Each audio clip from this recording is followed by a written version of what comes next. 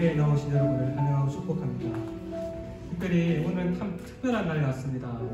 유치부 예배가 처음으로 다시 시작되었고 또 주일 오후 예배가 이렇게 또 이곳에서 처음 시작된 날입니다. 아마 날씨도 굽고 또 나른한 오후인데도 불구하고 이 자리에 함께 하나님을 예배하기 위해 나온 여러분을 환영하고 축복합니다. 우리 옆에 있는 지체들에게 한번 환영하고 축복합니다 인사함으로 시작합니다. 말씀드리겠습니다. 환영하고 축복합니다. 이 시간 우리 주님의 이름을 높이며 나아갔으면 좋겠습니다. 모든 이름 위에 뛰어난 이름 함께 찬양하시겠습니다.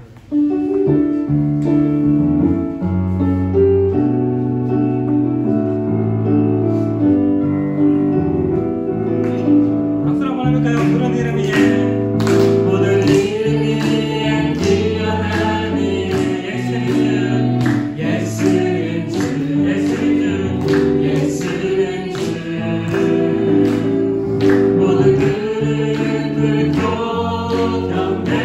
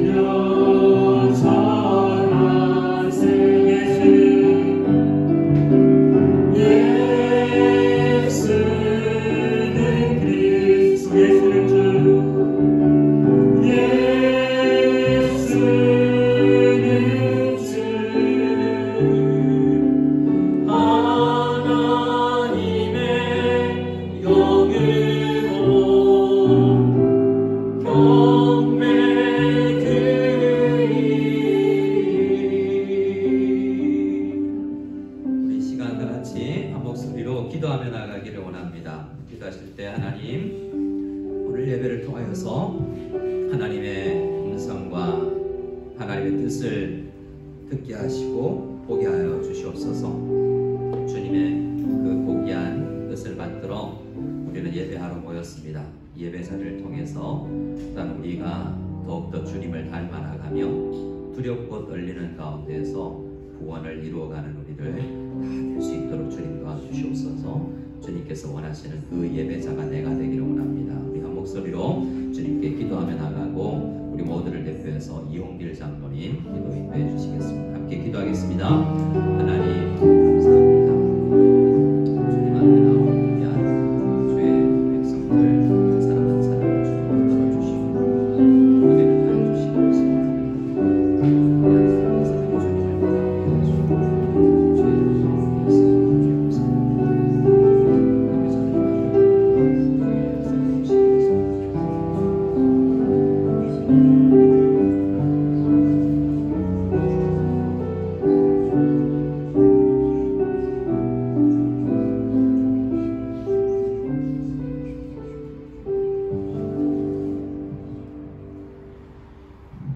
너희는 세상의 빛이라. 산에 있는 동네가 숨겨지지 못할 것이요 사람이 등불을 켜서 말 아래에 두지 아니하고 등경 위에 두나니 이러므로 집안 모든 사람에게 비치느니라. 아멘. 할렐루야. 주님의 은혜를 감사드립니다. 지난 주일은 전교인 연합 예배와 부활주일로 영광을 올려드리고 오늘은 4월 확대 2부 예배로 올려드리게 하시며 감사드립니다. 언제 끝날지 모르는 코로나19 기간을 살면서 건강 문제와 일상의 어려움과 경제적인 불안, 불확실한 내일 등 절망적인 순간들이 많지만 이런 환경 속에서도 연약한 저희들을 부르셔서 예배하게 하시며 감사드립니다. 한 주간도 우리의 죄와 강팍한 심령을 갖고 우리 잘못으로 함부로 살아온 우리의 삶을 고백하고 회개합니다. 올해에도 교회 가운데 많은 어려움과 고난이 닥칠지라도 믿음으로 주님을 신뢰하며 감사함으로 주님께서 주시는 지혜로 어둠의 터널을 통과해 나갈 수 있도록 지혜와 명철을 허락해 주시기를 기도합니다. 지구촌이 코로나19 사태가 속히 진정되어 일상이 회복되게 하시며 투병 생활과 치료에 힘쓰시는 김사모님의 힘겨운 여정 가운데 주님의 자비와 은총이 함께하여 주셔서 잘 극복해 나가시길 기도드립니다. 4월부터 확대되는 교육부 모임과 새벽기도, 금요기도, 남녀 제자반 훈련과 양육과정 가운데 주님의 함께하심으로 잘 진행되게 해주시고 많은 열매와 간증이 풍성한 한 해 되도록 은혜 베풀어 주옵소서. 올해도 우리에게 허락하신 일터와 가족을 위해 기도에 힘쓰며 맡겨진 일에 최선을 다하고 삶의 현장에서 주님의 영광을 위하여 빛과 소금의 역할을 잘 감당하는 믿음의 공동체가 되게 하시고 문화센터, 카페 운영팀의 영업과 봉사 가운데 감사와 기쁨이 넘쳐나게 하시며 이를 통해 교민사회에 선한 영향력을 끼치고 구제 선교를 더 확장해 나가게 하옵소서. 또한 코로나로 자유로운 왕래가 어려운 가운데 세계 여러 곳으로 흩어져 있는 우리의 가족들을 안전으로 지켜주시고 투병 중인 환우들과 여러 모양으로 아픔을 겪고 있는 성도들 가정을 위로해 주시며 성도들과 선생님들의 비자가 잘 해결되도록 긍휼을 베풀어 주옵소서. 온오프라인으로 진행되는 모든 모임 가운데 은혜를 더하여 주시고 안전한 모임이 되게 하여 주시며 작년부 산재교 예배가 속히 시작될 수 있도록 여건을 허락해 주옵소서. 주님, 경건의 모양은 있으나 교만하고 이기적인 우리의 부족한 모습을 주님께 올려드립니다. 성령이 하나 되게 하신 온 성도가 겸손과 온유와 오래 참음과 사랑 가운데 서로 용납하며 용서를 구하며 힘써 지키며 살게 하시고 교회를 섬기시는 김선생님과 오건 강도사님의 사역 가운데 은혜와 기쁨이 더욱 넘치게 하시고 앞서가는 재직들과 부사장님, 구역장님들, 교사 선생님들을 축복하여 주시고 여러 명으로 섬기는 제 일꾼들이 섬김을 통해 하나님께 영광을 올려드리고 잘했다 칭찬받게 하옵소서. 부족하고 연약한 우리가 삶 속에서 하나님의 임재를 구하옵나니 은혜를 주셔서 하나님의 임재 앞에 충만하게 머무는 경건의 삶을 살게 하시고 이 시간도 하늘의 문을 열어주셔서 주님께만 영광을 올려드리는 예배가 되기를 소원합니다. 예배 시정을 함께 해주시기를 소원하며 예수님의 이름으로 기도드립니다.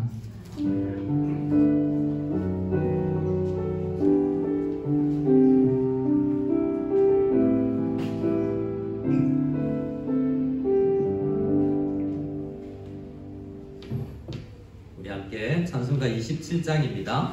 빛나고 높은 보좌와 그 위에 앉으신 우리 주님을 함께 찬양하기 원합니다.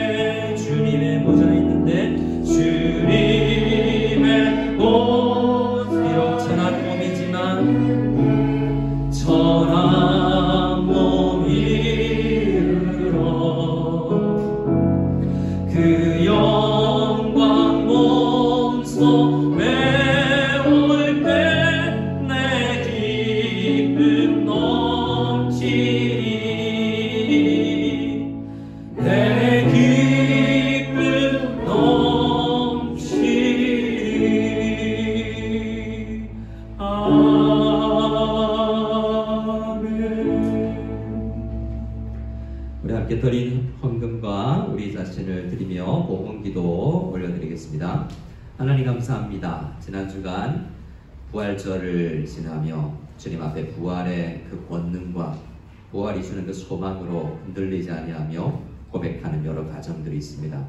주님 축복해 주시고 비록 힘겹고 눈물 나는 이 땅을 지날지라도 그 속에서 부활이 만들어내는 그 생명력과 그 소망으로 살아갈 수 있는 우리들 다 될 수 있도록 도와주시옵소서. 각 가정마다 더욱 감사의 제목이 넘쳐나게 해주시고 우리가 비록 연약하여서 적게 행동하고 말하고 또한 부족할 따름이지만 주님께서 더 없는 큰 은혜로 우리에게 덮어주실 줄을 믿고 주님 앞에 바라며 기대하며 우리 구주 예수 그리스도의 이름으로 축복하며 기도드리옵나이다. 아멘. 우리 합기적으로 한번 인사했으면 좋겠습니다. 예수님의 이름으로 축복합니다. 네, 만주자님 저 숨어 계신데 축복해 주세요, 여러분. 네, 감사합니다. 오늘 우리 교회 오신 분이 계세요. 우리 박혜영 성도님, 김현익 성도님 어디 계십니까? 예. 대표로, 대표로 박혜영 B. 예, 성도님. 근데 오늘 우리 자리에서 잠시 일어나셔서 인사드리러 오도록 하겠습니다. 네. 오늘 교회 처음이시 우시에 오래 계셨는데 새벽 앉으셔도 됩니다. 새벽 기도부터 교회를 방문한 특별한 은혜가 있네요. 네, 교회 처음이시니까 여러분들 잘 적응하실 수 있도록 좀 많이 도와줘야 되겠죠, 그죠? 기도하는 것, 신앙생활하는 것. 참고로 교회 안에는 천사만 있지 않습니다. 네, 그래서 함께 잘 신앙생활 해 나갔으면 좋겠습니다. 이민정 집사님, 김태석 집사님 집이죠? 저도 처음 뵙는 것 같은데요. 예, 자리에서 일어나셨습니다. 우시에 사십니까? 그렇군요. 이따가 또 교제하겠습니다. 어제 혹시 저에게 허 집사님이시군요. 네, 출장 나오셨습니다. 우리 자리에서 일어나시면 당분간이지만 한국에서 교회 안수 집사님으로 섬기시는 귀한 분이신 것 같은데요.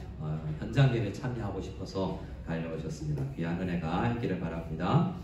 대부분 여러분 광고를 받으셨기 때문에 특별한 광고는 생략을 하고 여러분 각 구역에서 광고 내용을 확인해 주시면 감사하겠습니다.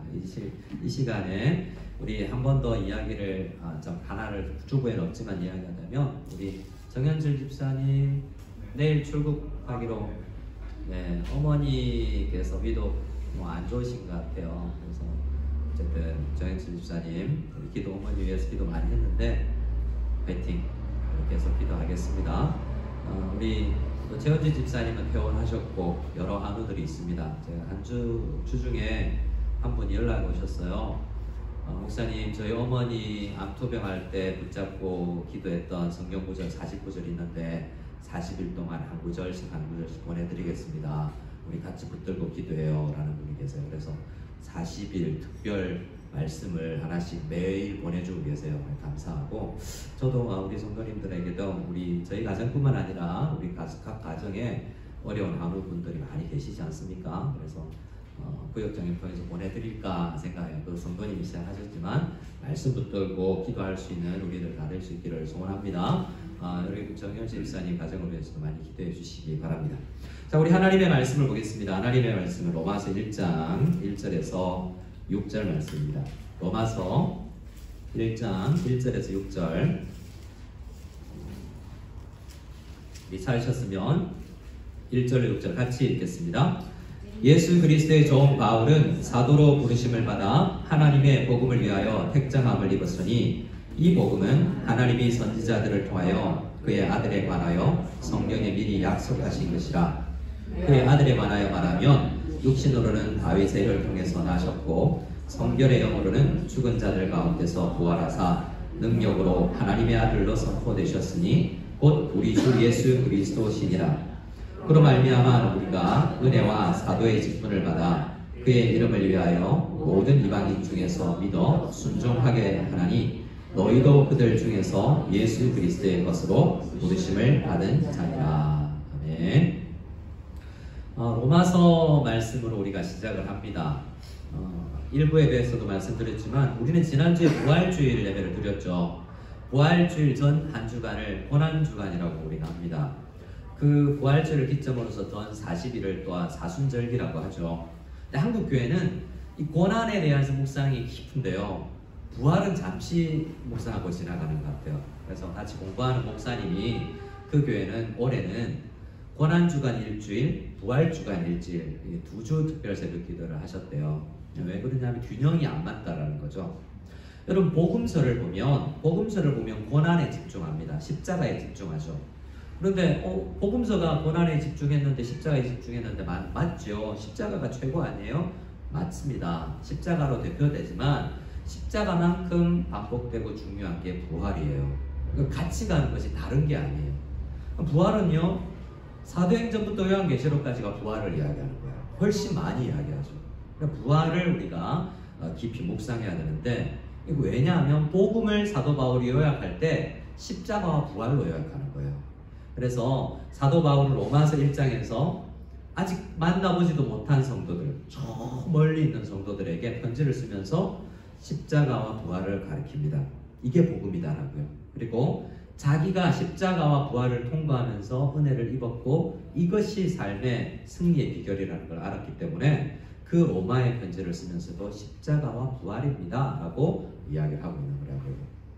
그런데 오늘 우리가 로마서 1장을 시작으로 함께 생각해 보고자 하는 것은 사도 바울이 원래부터 그랬냐는 거죠.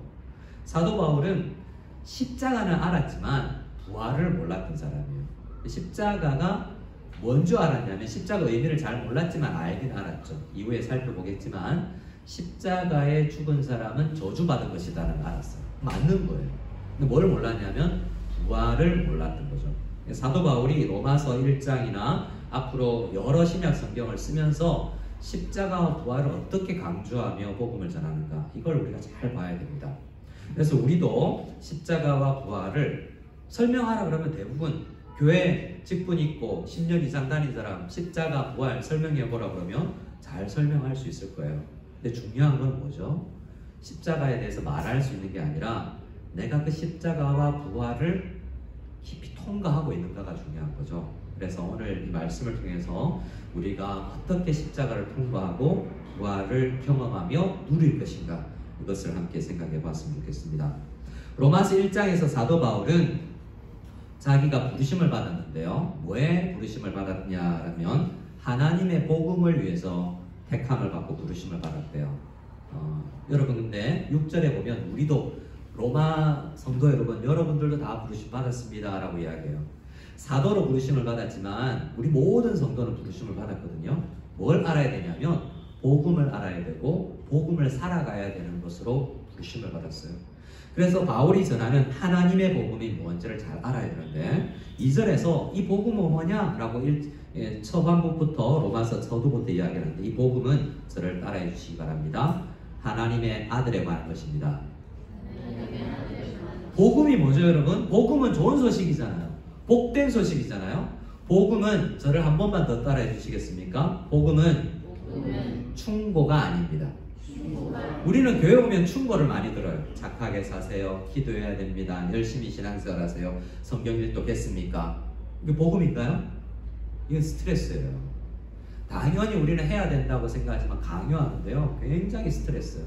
어떻게 집사가 기도도 안 하고 이게 복음이에요? 당연히 책망해야 될 때도 있지만 복음은 그건 아니죠. 복음이 있으면 당연히 하게 되는 거예요. 근데 그걸 하라고 하면 우리가 할 수 있는 게 아니라 복음을 잘 나누면 되는 거죠. 그래서 다른 사람에게 쯧쯧쯧하고 이상하게 눈초리를 볼 필요가 없어요. 복음을 그냥 본인이 살아가면 복음을 저렇게 사는 거구나 전해야 되는 것이 설교하는 게 아니거든요. 복음은 하나님의 아들이 이루어 놓은 것에 대한 소식이에요. 복음은 우리가 뭘 해야 된다는 게 아니고 복음은 우리는 자고 있었는데 우리는 죄 짓고 있었는데 이미 누군가 전쟁터에 나가서 승리했다는 이야기잖아요. 그 승리의 소식이 들린 거지 우리가 뭘 해야 되는 게 아니에요. 이미 끝난 거니까. 근데 복음을 이루어가는 것이 남아는 있지만 복음은 진짜 복음은 우리가 뭘 스트레스를 받을 게 아니에요. 여러분 누리십시오 라는 거니까 믿기만 하면 되는 겁니다 라는 거예요.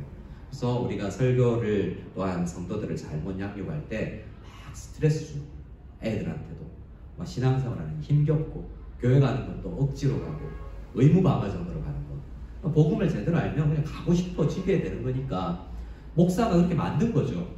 복음을 제대로 설교 안 해서. 그래서 사도 바울은 복음은 그분에 관한 소식입니다 라는 거예요. 그분이 뭘 했는데요? 3절부터입니다. 3절을 보겠습니다. 그 아들, 하나님의 아들이 누구냐라는 것에 대해서 이야기하는데요. 육신으로는 다윗의 혈통에서 나신 분이고 나셨죠. 근데 그 다음이 중요해요. 그분이 어떤 분이냐 하는 것도 중요한데 신약 성경에서는 두 가지를 강조하거든요. 예수님 어떤 분인가, 또 그분이 뭘 하셨나. 그 복음의 핵심은 그분이 어떤 분이고 그분이 무엇을 하셨는지를 아는 거예요. 내가 뭘 해야 되는 게 아니라. 근데 그분이 뭘 하셨다라고 이야기하냐면 너를 위해서 그분이 죽으셨다라는 것이 복음이고, 너를 위해서, 우리를 위해서 그분이 살아나셨다가 복음인 거예요. 나를 위해서 죽으셨고 나를 위해서 사셨다는 거죠. 그걸 믿기만 하면 나머지 신앙생활은 이제 은혜로 시작되게 되는 겁니다. 자, 4절이 중요합니다. 우리 4절로 같이 읽어보겠습니다. 시작. 성결의 영으로는 죽은 자들 가운데서 부활하사 능력으로 하나님의 아들로 선포되셨으니 곧 우리 주 예수 그리스도시니라. 그분이 십자가에 지시고 죽으시고 부활하셨는데, 그것에서 이분이 놀라운, 하나님이 십자가 지시고 죽으시는 그 철저한 하나님 아버지에 대한 순종, 누구를 위해서요? 사람을, 죄 짓는 사람을 위해서 사랑해서 그들을 위해서, 온전한 사람을 위해서 쏟아부으신 그 순종 때문에 하나님께서 예수님을 살리셨대요. 그래서 그 살리신 가운데 또 살아나셔서 그분이 그 전에 영광이 변화되지 않았지만 그 부활하시고 난 다음부터는 그분이 하는 일이 좀 달라졌다라고 이야기합니다. 오늘 말씀을 통해서 저는 로마서를 철저히 강의하려는 생각은 아니고요. 조금 궁금한 거 한번 생각해 보자는 거죠. 지금 사도 바울은 로마서에서 이 십자가 부활이 흥분해서 엄청나게 감격해서 로마에 있는 보지 못한 사람들한테 전하는 거거든요. 이게 그들에게 삶의 문제를 해결하는 걸 아니까. 마치 어떤 거냐면, 여러분 지금 미얀마에서 어떤 일이 일어나는지 아세요? 중고등부 예배도 이야기했지만 미얀마 중학교 2학년 친구에게 너 힘들지? 밖에서 총탄이, 폭격의 이야기 소리가 들리고 두렵지? 십자가가 그걸 해결하고 부활이 너에게 소망을 준다. 우리가 언제 어떻게 될지 모르는데 부활과 십자가와 부활을 믿으라 라고 알지도 못하는 사람한테 우리가 편지를 쓰는 것과 마찬가지예요.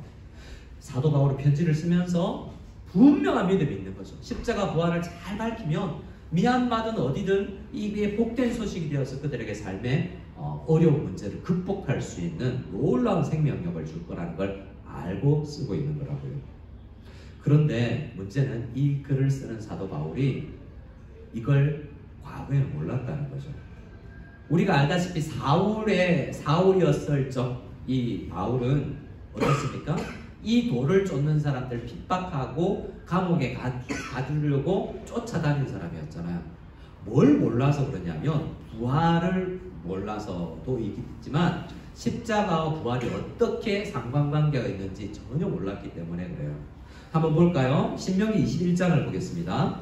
사도 바울은 유대인이기 때문에 모든 유대인들이 다 익히 아는 신명기 21장의 내용을 그도 알고 있었을 것입니다.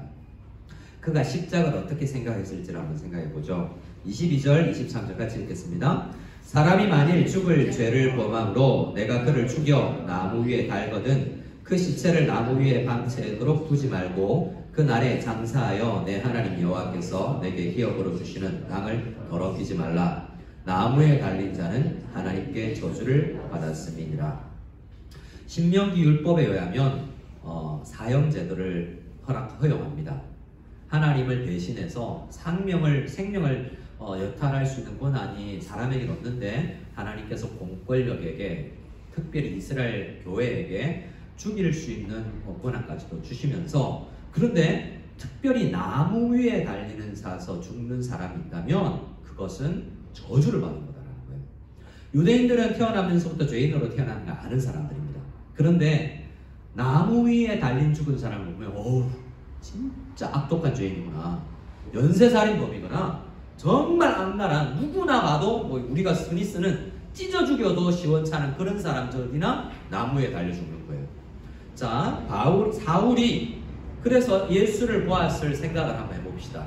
예수를 직접 보았는지는 모르지만 그 전에 못 보한 것 같아요. 소문 들었겠죠? 예수에 대해서 이야기를 듣습니다. 그 사람 십자가에 달려 죽었대. 어떻게 평가돼요? 나무 위에 달려서 죽었구나. 그러면 뭐요? 얼마나 큰 죄를 지었으면 저주받은 사람이구나 라고 생각했을 거라고. 그러니까 그 도를 쫓는 사람들은 저주받는 사람의 받은 사람의 그 현혹된 사람들이니 구해내야 될 사람이고 이 사회 악이라고 생각해서 제거해야 될 사람이라고 당연히 생각했겠죠. 그는 십자가를 잘 본 거예요. 십자가에 달려서 죽는 사람이 있으면 저주받은 사람이에요. 맞는 거예요. 그런데 이후에 우리가 살펴보겠지만 사도행전 9장에 보면 십자가와 부활의 그 상관관계를 놓고 심각한 고민에 빠지는 바울을 보게 됩니다. 그런데 문제가 해결됐어요. 여러분, 우리는 인생을 살다 보면 사도 바울처럼 십자가와 부활의 관계는 우리가 모든 성도에게 다 이해를 하고 믿어야 되는 건데요. 그것뿐만 아니라 우리가 해결봐야 되는 것들이 너무 많아요. 특히 남자 성도님들이 우리 아이들이 고등학교 가고 대학교 가면요, 과학과 신앙이 연결이 안 돼요. 이게 매치가 안 되면 신앙생활 못 하잖아요. 어떻게 결론을 내리죠? 대학생 때 믿음을 버려버리죠. 왜냐하면 우리 교수님이 더 똑똑한 것 같으니까. 우리 목사님보다, 우리 아버지보다, 우리 집사님이 장로님인 우리 아버지보다 우리 교수님이 더 똑똑하거든. 그러니까 이게 매치가 안 되면 버려버린다고요. 근데 우리가 알아야 될 게 있어요. 두 가지가 잘 안 맞으면 우리의 성경 해석이나 성경 이해가 잘못된 것이지 성경이 잘못된 게 아니에요. 목사도 잘못 가르칠 수 있어요. 과거에 코페르니쿠스가 시동설, 천동설처럼 교회도 잘못 가르칠 수 있다고요. 근데 하나님의 진리는 과학적 진리가 맞다면 다르지 않는다고요. 교회가 잘못 가르칠 수는 있는 거죠. 그래서 이 문제를 놓고 과학자는 그리고 철학자는 각 영역에서 이 문제 신앙과 비즈니스와의 관계를 우리는 통과하면서 해결해야 돼요. 그런데 우리가 그런 걸 못할지라도 모든 성도들이 해야 되는 게 있는데 십자가와 부활의 상관관계를 해결해야 된다는 거예요. 갈라디아서 3장에 보면 사도 바울이 이 문제를 해결했습니다. 갈라디아서 3장 13절을 볼까요? 같이 읽어보겠습니다. 그리스도께서 우리를 위하여 저주받은 바 되사 율법의 저주에서 우리를 속량하셨으니 기록된 바 나무에 달린 자마다 저주 아래에 있는 자라 하였습니다. 자, 여기서 기록된 바 나무에 달린 자마다 저주 아래에 있는 자라, 신명기 21장 말씀이죠. 이걸 인용하면서 뭐라고 합니까? 해결한 사람의 설명이죠. 원래 그 나무에 내가 달려야 되는데 예수께서, 죄 없으신 예수께서 대신 달리셨다. 그것이 지금 십자가의 의미다라는 거잖아. 예수가 문제가 있는 게 아니라 내가 문제구나 라는 걸 깨닫게 됐다는 거죠. 사도 바울은 이 문제를 어떻게 고민했습니까? 적어도 3년간의 긴 십자가와 부활 상관관계를 고민하고 기도했었던 것 같아요. 사도행전 9장 말씀을 보면 사울이 살기가 등등해서 교회를 핍박하러 다닐 때 부활하신 예수님을 만나는 거예요. 여기서 이제 큰 충격이 오는 거죠. 뭐예요? 그 전에 내가 생각할 때는 정말 저 사람 나쁜 사람인데 그 사람이 부활하고 승천해서 지금 나에게 말을 하고 있는 거예요. 이 생각을 할 때 이게 안 맞는 거예요. 뭐냐면 성경에 의하면 십자가에 달려서 죽은, 나무에 달려서 죽은 사람은 저주받은 사람이고, 죽음에서 부활하거나 승천한 사람, 하늘로 올려온 사람은 보통 사람이 아니라 엄청나게 하나님 앞에 축복을 받은 사람. 구약 성경 통틀어서 많은 믿음의 사람이 있지만 2명 정도가 있거든요. 그 정도의 레벨로 가야 칭찬을 얻고 축복받은 사람인데 예수께서 살아났다면 이게 안 맞는 거예요. 이 사람이 저주받은 사람이야, 축복받은 사람이야, 헷갈리는 거죠. 이 십자가와 부활이 사도 바울의 신앙에 있어서 해결이 돼야 이제 우리가 신앙생활이 시작이 되는 겁니다. 자, 어떻습니까? 구약 성경에 승천한 사람이 누가 있죠? 에녹이 있습니다. 저희 어릴 때 저희 교회 선배님 중에 에녹 있었어요. 유튜브에 올라갈 텐데 에녹 형님 이야기를 해도 될지 모르겠는데 어머니가 태어날 때부터 하나님 앞에 바친 사람이에요. 에녹처럼 살아서 나중에 목사 되라고 에녹이라고 붙여놨는데 그 이름대로 안 살고 저희 고향 교회 당구 모임을 흡연 음주 문화를 들여온 형님이 죄송합니다 이게 지금 어떻게 사시는지 제가 연락을 잘 못해서 모르지만 저희 신앙 선배 중에 요셉, 에녹, 모세 얼마나 많아요? 근데 에녹이라는 이름은 특별히 좋은 이름이어서 지어준 거예요. 왜요? 성경에 구약 성경에 두 사람밖에 없는 이름이니까 승천한 사람 엘리야와 함께. 다른 사람은 낮은 수준 이하라고 생각하는 거예요. 그런데 그래서 유대인들이 믿는 승천한 사람이 하나 더 있대요. 모세는 120살에 느부산에서 죽었다고 알려져 있지만 유대인들은 그가 죽음에서 부활해서 승천했다고 믿어요. 그래서 구약 성경 말고 외경이라는 책이 있는데 모세의 승천기라는 책이 있어요. 모세 안 죽고 살아나서 승천했다는 거예요. 그러니까 뭐냐면 바울에게 있어서 그 사람이 부활했어? 승천했어? 하나님께 엄청나게 의로운 삶을 산 건데? 라는 이 문제. 그래서 이 사도행전 9장에서 바울은 무슨 이야기를 하냐면 사울아 사울아 네가 어찌하여 나를 핍박하느냐라고 말씀하시는 그분이 십자가에서 죽었던 분이라서 살아나서 지금 나한테 말한다고? 이거 뭐지? 엄청나게 큰 충격을 받은 거예요. 우리도 충격을 받아야 됩니다. 왜냐하면 우리도 신앙생활 하면서 사울처럼 신앙생활 하기 쉬워요. 나 잘 산다고 생각하면서 사울도 그랬잖아요. 하나님을 위해서 열심히 산다고 한 거예요. 근데 하나님께서 원하시는 반대 방향으로 갔죠. 우리도 상당히 그럴 수 있습니다. 목사도 그럴 수 있어요. 상당히 하나님께서 원하시는 반대 방향으로 갈 수 있어요. 그때 우리에게 하나님께서 말씀하시는 거예요. 영현아 너는 왜 그렇게 내 뜻대로 안 사니? 십자가와 부활이 그런 게 아니잖아. 지금 바로 깨우치고 너 신앙생활 정말 생명력 있게 해라. 그렇게 목회해서는 안 된다. 우리에게도 지금 말씀해 주시는 것일 수 있는 것입니다. 사도 바울이 이제 이 예수 그리스도, 부활하신 예수 그리스도와의 만남을 통해서 아나니아의 도움을 잠시 받고 이 아라비아 광야에 한 3년간의 시간을 보낸 것 같아요. 그 기간 동안 십자가와 부활에 대한 깊은 묵상을 통과하고 나서 이제 나머지 신약 성경이 나오는 거예요. 그 깨달음을 통해서. 그래서 우리도 그 사도 바울의 깨달음을 좀 함께 묵상하고 우리는 그만큼 노력 안 해도 바울이 깨달은 걸 알려주니까 참 감사한 거죠. 한번 보겠습니다. 빌립보 교회에 알려준 내용이에요. 우리 십자가와 부활을 통과한 사람이 어떻게 살아가야 되는지. 자, 빌립보서 2장 1절입니다. 1절에서 우리 3절까지를 같이 읽겠습니다. 시작.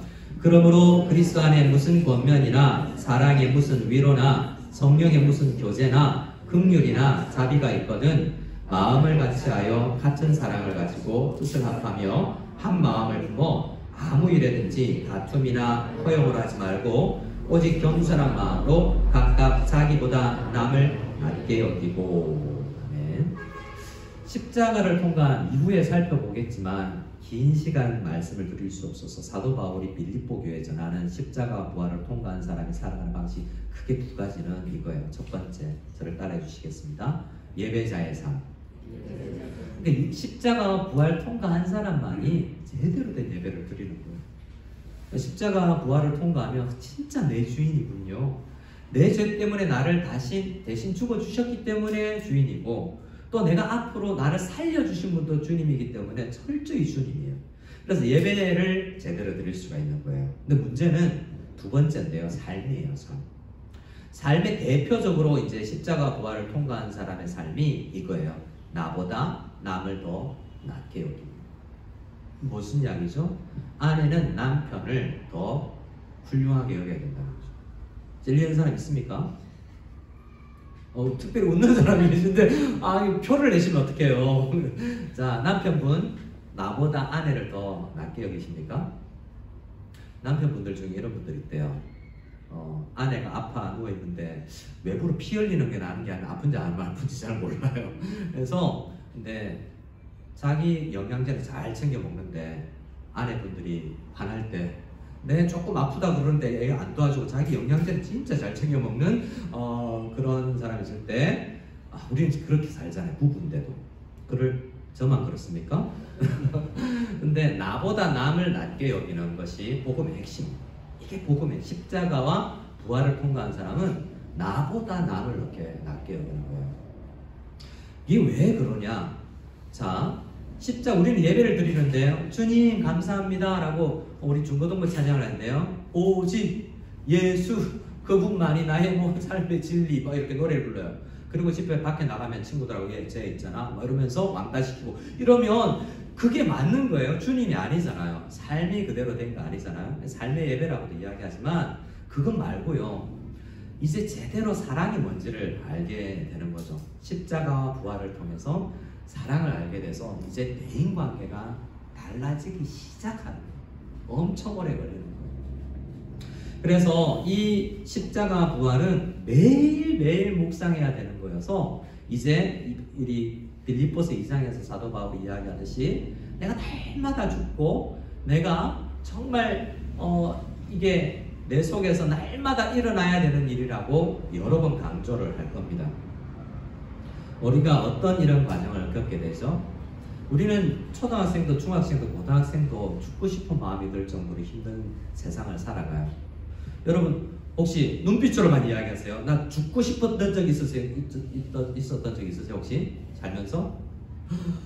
어디요? 그건 저는 고등학교 때 죽고 싶었던 적이 좀 있었어요. 아빠 때문에. 우리 교회 친구들을 교회 집에 초대했는데 우리 아버지가 술 먹고 들어오신 거예요. 너무 창피해가지고 나는 교회 다니는 나머지 애들이 집사님, 아버지가 집사님이고 장로님이고 너무 부러운데 우리 아버지 술 먹고 가지고 약간 뭐 어눌하게 이야기하시니까 그래서 내가 우리 아버지 밀쳐버리고 뛰쳐나갔어요. 가출. 새벽 1시에 다시 돌아왔지만 그래서 그때 어디 갔냐면 교회 갔어요. 교회 가서 창피하고 두렵고 그래서 교회 앞에 가서 그 밤늦은 시간 가니까 교회 기도하러 갔는데 불이 꺼지고 문이 닫혔더라고요. 가급적 교회는 문을 열어놨으면 좋겠는데 비밀번호라도 공유했으면 좋겠는데 어떻게 했느냐, 교회 대문 앞에서 무릎 꿇고 기도했죠. 막 투정했어요. 하나님, 우리 아버지는 나는 이런 집안에 태어나가지고 다른 집 애들은 헌금 줘가지고 교회 보낸다는데 뭐 이렇게 해서 우리가 술 주정꾼은 아니지만 술 먹고 엄마 힘들게 하는 이런 아빠 밑에서 자라나게 하셨는지 투덜거리고 기도도 아니죠. 사실 그냥 내 속에 있는 그냥 투정거리들을 나열하는 것 정도밖에 안 되죠. 근데 고등학교 때 전 친구들이 막 죽고 싶다 그러고 누나가 뭐 정신병원 입원하고 정말 힘든 아이들이 중학교 고등학교 때 진짜 힘든 일들이 많아요.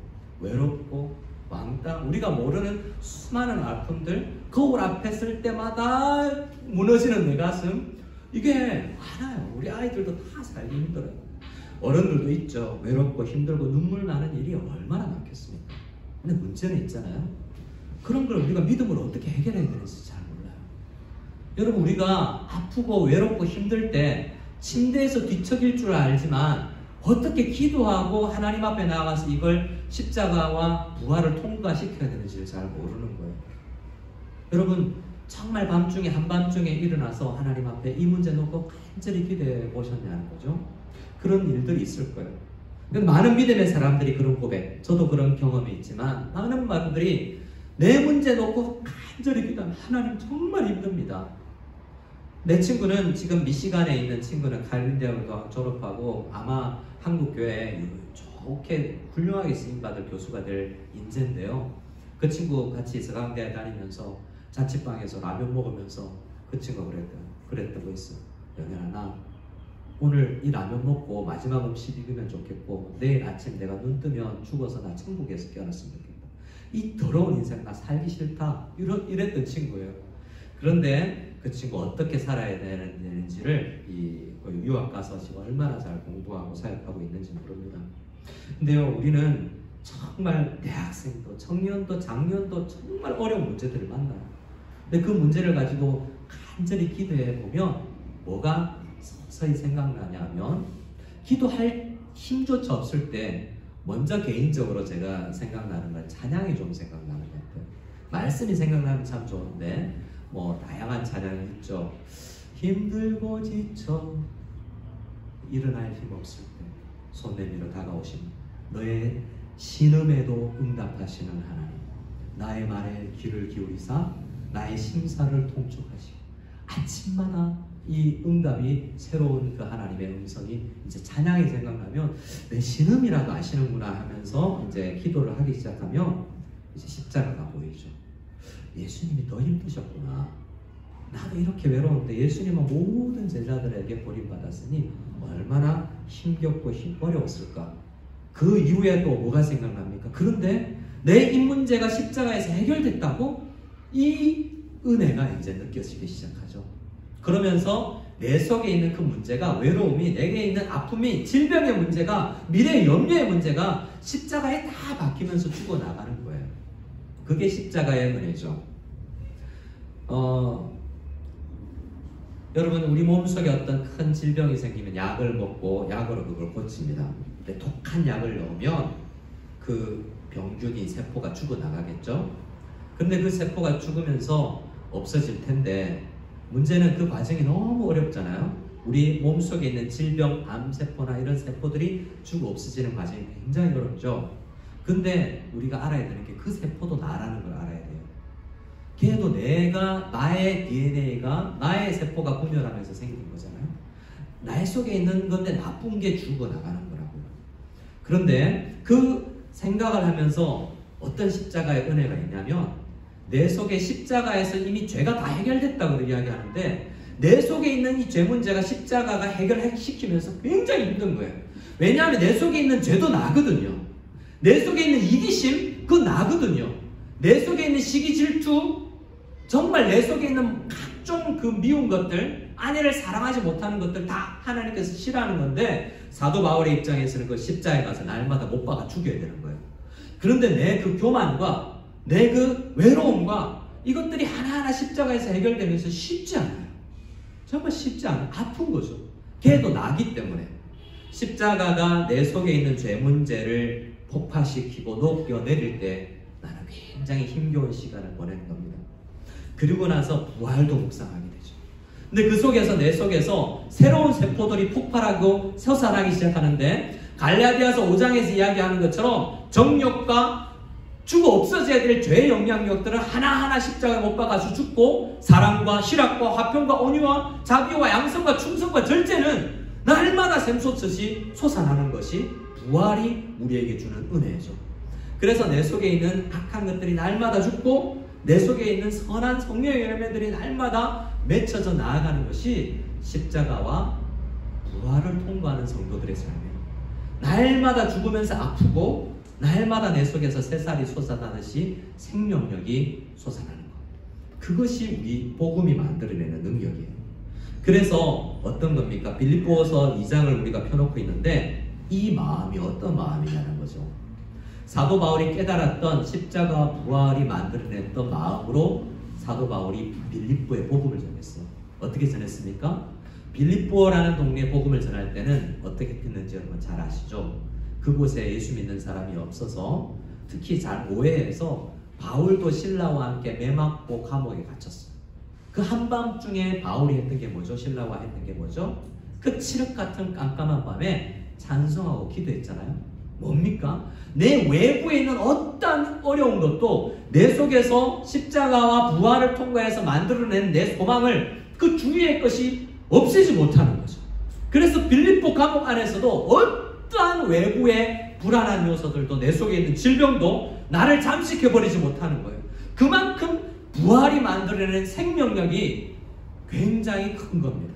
그래서 그 속에서 폭발력 있는 복음의 삶의 현장을 보고 복음을 받아들인 빌립보 교인이기 때문에 얼마나 십자가와 부활이 큰 능력을 발휘하는지를 빌립보 성도님들이 이미 알고 있어요. 그래서 복습을 하는 것인데, 그들에게 한 마음, 우리 예수 사랑이라는 이 한 마음을 가지고 살아가는 것이 중요하다. 이 십자가와 부활을 통과한 사람들은 서로를 바라보면서 이 십자가와 부활의 의미를 날마다 되새김질 해야 되는 거다라고 우리에게 강조하면서 찬양을 부르자고 이야기합니다. 그 찬양이 6절부터 나와 있는 거예요. 5절 말씀에부터 보면, 너희 안에, 그래서 우리가 같은 마음을 품어야 되는 마음이 뭐냐 하면, 결국 6절에서 11절은 그때 당시에 유명한 찬양 가사인데요. 학자들은 이 헬라어를 빌립보서 2장 6절에서 11절의 헬라어를 분석하면서 바울의 문체가 아닌데? 라는 것을 발견해냈대요. 이게 뭐지? 라고 봤더니 많은 학자들이 이건 바울의 글이 아니라 그때 당시에 누가 썼는지 모르는 무명 시인이 찬양 가사로 만들어 놓은 거라는 거죠. 그래서 지금 어떤 대목이냐면, 여러분 우리 서로 사랑하면서 살아야 돼요. 십자가와 부활 통과한 사람은 아내, 남편, 자녀 할 거 없이 제대로 된 사랑하면서 사는 거라고요. 예, 십자가와 부활이 그겁니다 라고 이야기하면서 우리 찬양 부를까요? 2장 6절부터 5절에서는 우리 찬양할까요? 6절부터는 이런 찬양입니다. 그래서 잠시 이 서신 읽기를 멈추고 성도님들이, 빌립보서 성도님들이 이 찬양 불렀을 거라고. 우리도 조금 있다가 이 찬양, 오늘날의 곡조로 된 이 찬양을 부를 거예요. 어떤 찬양입니까? 그 찬양의 내용이 십자가와 부활이에요. 예수 그리스도를 묵상하는 거예요. 그분 십자가 묵상에 밖에 사실은 문제 해결 영역이 없더라는 거죠. 우리가 문제를 가지고 십자가 부활 앞에 날마다 나가서 기도하다 보면 그 문제 해결법이 파워가 생겨난다는 겁니다. 그때 사도 바울과 빌립보 성도들에게 힘을 주었었던 그 찬양 가사를 우리 6절로 9절을 읽어보겠습니다. 시작. 그는 근본 하나님의 본체시나 하나님과 동등됨을 취할 것으로 여기지 아니하시고 오히려 자기를 비워 종의 형체를 가지사 사람과 같이 되셨고 사람의 모양으로 나타나사 자기를 낮추시고 복종까지 복종하셨으니 곧 십자가에 죽으심이라. 이러므로 하나님이 그를 지극히 높여 모든 이름 위에 뛰어난 이름을 주셨습니다. 이 찬양의 가사는 우리가 너무 일반적인 것 같아요. 이 땅에 오셔서 십자가에서 죽으셨고 부활하셨고 하나님 그를 지극히 높으셔서 모든 이름 위에 뛰어난 이름을 주셨다라는 찬양인데, 그 이름을 믿는 우리가 이름 앞에 제대로 살아가야 되지 않겠냐라는 이야기를 하는 거예요. 그 높으신 이름, 여러분 이름값이 어떻습니까? 여러분 구찌, 루이비통 이러면 짝퉁이라도 여러분 그런 브랜드 갖고 싶잖아요. 근데 이름값이 있는 거잖아요. 근데 예수님께서 부활하셔서 가지신 그 이름은 너무나 높은 이름이어서 그 부활을 아는 사람은 그 이름 앞에 이제 그렇구나, 그 이름을 아는 자들이 이렇게 살아야 되는구나를 깨닫고 살아가게 된다라고 찬양하는 거예요. 자, 10절인데요 10절, 모든 사람이라는 이름의 그 주제를 가지고 하늘에 있는 자들이나 땅에 있는 자들이나 땅 안에 있는 자들, 이미 죽어 천국에 있는 사람이나 지금 이 땅을 살아가는 우리나 아니면 지옥에 간 누구들이라도 하나님을 주님으로 밖에 인정할 수밖에 없다, 천사들이라도 모든 사람들이 예수를 앞에 무릎 꿇고 신할 수밖에 없는데, 유일하게 십자가를 통과 안 한 사람들이, 부활을 모르는 사람들이 그 이름 앞에 무릎 꿇지 않더라는 겁니다. 누가 안 꿇어요? 교회에 와서는 주님밖에 없습니다 찬양하고 살면서 그 십자가로 살지 못하는 사람들이 그 이름 앞에 무릎 꿇지 않는 사람이죠. 우리는 예수님이랑 앞에 찬양하는 거 잘해요. 근데 뭘 못해요? 남편 앞에 사랑하지 말고 복종하지 않으면서 주님께 영광을 안 돌리는 거예요. 자녀들도 부모님에게 효도하지 못하면서 그 자기보다 남을 더 낮게 여기지 못하면서 하나님께 영광 안 돌리는 거예요. 그것은 삶으로 하나님을 부인하는 거죠. 주라 시인하여 하나님 아버지께 영광을 돌린다 할 때 입으로만 하는 게 아니라고. 주라 시인한다는 건 주님이라고 믿어서 고백했다면 나머지 삶으로 나보다 남을 낮게 여기면서 주님께 영광을 돌리는 거라고.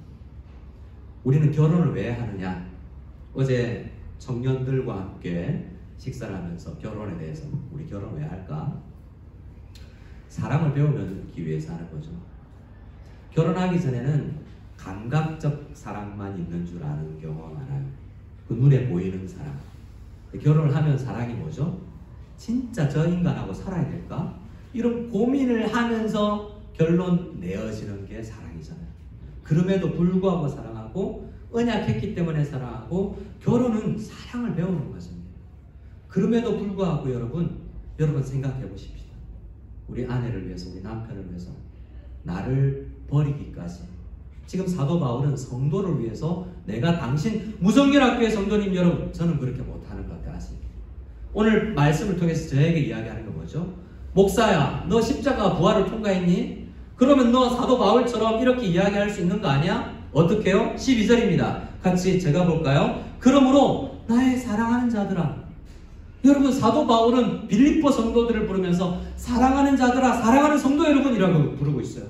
이것은 입에 바르게 목사들이 늘 설교 어투로 그냥 할 말 없어서 사랑하는 성도 여러분, 이제 결론입니다. 이렇게 하는 게 아니에요. 진짜 사랑하기 때문이죠. 나중엔 뭐라고 그러냐면, 나는 당신들을 위해서, 성도님 여러분을 위해서 나를 전제로, 나를 불태워서 나에게 기름을 붓고 나 다 태워 없앨지라도 나 여러분 위해서 살게요. 이게 목사의 마음이잖아요. 그래서 여러분 저를 보면서 그렇게 사는 목사라고 생각되세요? 저도 제가 바라볼 때 그렇게 여러분 앞에 서 있는 목사가 안 되는 것 같아요. 똑같은 마음으로 남편들이요, 아내를 위해서 목숨을 바치기까지 사랑하니? 라고 물어보는 거예요. 여러분 그렇게 하십니까? 날마다 내가 그 결혼 생활 중에서 진짜나 십자가 모르는구나, 부활의 생명력을 모르는구나, 내 속에서 남을 업신여기고 덜 나보다 못났다고 판단하는 이걸 날마다 죽이고, 남을 나보다 낮게 여기고 이해해주고 사랑하며 그냥 희락해주고 절제해주고 참아주고 10년, 20년, 40년 결혼 생활하면서 사랑을 배워가는 건데, 그래서 결혼하라고 했는데 그게 성격 안 맞다고 이혼해버리잖아요, 성도들도. 근데 15절에 보면 우리가 살아가는 세상은 어그러지고 거스르는 세대여서 우리가 날마다 십자가로 나아가고 부활로 나아가는 것을 방해하고 그러지 말라. 너 힘들면 그냥 술 한잔 먹고 잠 안 오면 술 먹고 잘 자라라고 이야기하는 세상이고요. 힘들면 엔터테인먼트 얼마나 많아. 아침부터 24시간 TV 앞에 있어도 재밌는 거 너무 많으니까 그냥 그거 보면서 시간 보내 라고 이야기를 우리에게 속삭이는 거예요. 근데 성도들 어떻게 합니까? 기도거리로 알고 기도 자리로 나가잖아요. 어떤 한 목사님은 이야기했어요. 장로님 기도하지 않는 것 같습니다. 왜요? 제가 얼마나 기도하는데요? 저 기도합니다. 근데 내 눈앞에서 기도하는 모습을 못 봤어요. 왜 교회 나와서 안 하세요? 혼자 한다고요? 사람은 연약하면 혼자 못합니다. 공동체 나와서 기도 안 하고서는 혼자 기도한다고요? 저는 안 믿습니다. 그런 이야기하는 목사님, 제 이야기 아니에요. 제가 그런 이야기를 하는 목사님이 있었어요. 기도를 하십니까? 성도들은 아내 문제를 놓고서도 기도하면서도 저도 참 연약하구나 라는 것을 생각합니다. 이성미라는 개고문이 유방암을 요즘 공부를 제가 좀 하는데요, 보니까 그런 간증이 있더라고요. 그러면서 그분이 간증을 하는데, 아산병원에서 환우들을 대상으로 간증을 하는 이야기를 하는데, 그 진단받고 나서 너무 눈물 나고 슬프고 그래서 편지도 쓰고 이러는데, 아들들한테, 첫째 아들아 사랑하고 몇 페이지가 나오더래요. 둘째한테 둘째야 막 이렇게 나오는데요, 남편 쓸 말이 없더래요. 이렇게 말하고 싶더래요. 너는 좋겠다 이렇게 우스갯소리로 코미디언이니까 그렇게 이야기하는데, 그러면서 이야기하는 게, 나 남편 몰랐구나, 못 사랑해줬구나, 정말 후회스러운 일이 많구나. 십자가와 부활을 통과하고 나면 호흡 한번 하는 게 귀하고, 우리 아이들의 중고등부 아이들에게도 이야기했지만 핸드폰으로 오락 한번 하는 것도 아까운 시간이고, 얼마나 누군가에게는 그 시간 사랑하기도 부족한 시간이에요. 그걸 십자가 부활을 통과하지 않으면 시간을 어떻게 써야 되는지, 고난을 어떻게 통과해야 되는지, 내게 있는 축복을 어떻게 누려야 되는지도 모르고, 특별히 아픔의 문제를 놓고 어떻게 기도해야 될지를 잘 모릅니다. 그 기도회를 하고 나서 우리는 어떤 마음을 가집니까? 적어도 여러분, 한 목사님은 이렇게 숙제를 내주는 것을 제가 본 적이 있습니다. 여러분, 십자가와 부활을 제대로 경험하려면 여러분보다 못난 사람 한 사람만 딱 정하고 무조건 사랑해 주세요. 무조건 이해해 주시고 무조건 받아주세요. 남편도 좋고 아내도 좋고 아들도 좋고 친척도 좋고 성도도 좋고, 무조건 사랑 못할 만한 못난 사람 한 사람 중에서 나보다 더 사랑해 주세요. 내가 먹는 것보다 더 좋은 거 주고 무조건 사랑해 주십시오. 그게 될 때야 십자가와 부활을 제대로 통과한 겁니다.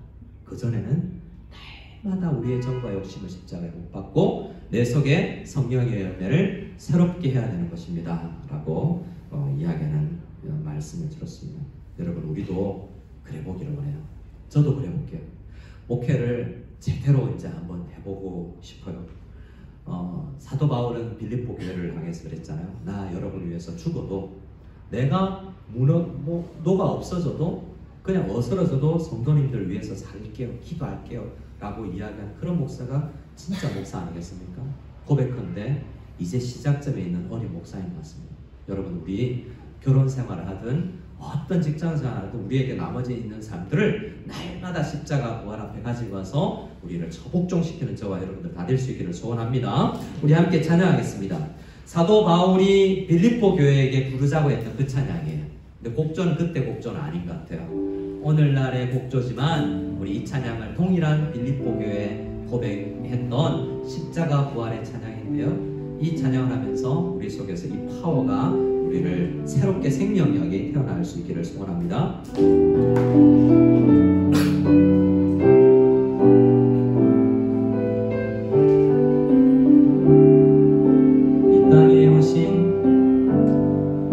이 땅 위에 오신 하나님의 본체 십자가에 달리사 우리 죄 사하셨네. 하나님이 그를 지극히 높여 모든 이름 위에 뛰어난 이름을 이 땅에 오신 하나님의 본체 십자가에 달리사 우리 죄 사하셨네. 하나님이 그를 지극히 높여 모든 이름 위에 뛰어난 이름을 주사 우리 예수 이름 앞에 절하고 모든 입이 주를 시인해 영광 중에 오실 주를 보리라. 주님께 선포해 왕께 만세. 아멘. 존귀와 위엄을 우리 살아계신 주님께 왕께 만세. 주 예수 살아계신 왕께 만세. 왕께 만세. 존귀와 위엄을 찬양해 왕께 만세. 주 예수 하나님. 우리 함께 기도합시다. 기도할 때 우리는 지금 힘있게 찬양을 불렀는데요, 이 시간 찬양하고 나서 예배는 우리는 잘했습니다. 두 번째 우리가 해야 될 것이 있는데 삶에서 이 찬양대로 살아가는 거죠. 예수님을, 부활하신 예수님을 믿고 부활하신 주님의 그 놀라운 권능과 생명력이 내 속에서 폭발하고 있는가, 그 십자가에서 내 정과 욕심이 못 박히고 있는가를 생각하며 우리 하루를 살아갈 때, 하나님, 나 주님께 영광 돌리되 남편을 끝까지 사랑하며 이해하고 내가 죽음이 우리를 갈라놓을 때까지 끝까지 우리 남편 떠나지 아니하고 아내를 떠나지 아니하며 내가 죽기까지 사랑하겠습니다라는 그 각오로 살아가며 자녀들이 우리를 몰라주고 세상이 우리를 몰라줘도 우리 사랑하는 그 사람을 위해서, 성도님들을 위해서, 저는 성도님들을 위해서, 성도님들을 서로를 위해서 죽음이 우리를 갈라놓을 때까지 서로를 사랑하겠다는 이 각오를 주님께서 원하신다는 것을, 그 서로를 사랑할 때야 하나님께 영광이 돌려진다는 것을 우리 생각하며 한 목소리를 기도하겠습니다. 주님, 영광 중에 다시 오실 때까지